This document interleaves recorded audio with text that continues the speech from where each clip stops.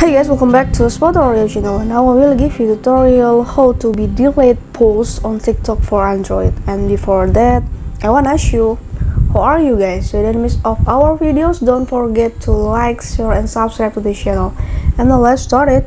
First of all, we go to TikTok application that you have been installed before. Click on the TikTok.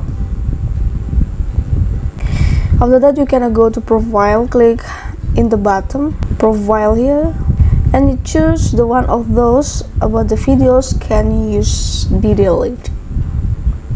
Click on.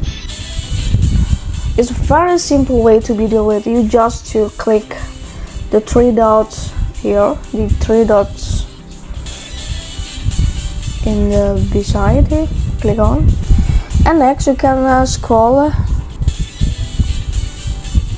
until the find delete. Click on the delete and click the delete. Wait for a moment because this is take time, and you can see, go to the profile. You can see that the videos is to be deleted here. Okay, I think so. Thank you for the attention. This is a tutorial how to be delete post on TikTok for Android. I hope this video is useful for you, and thank you.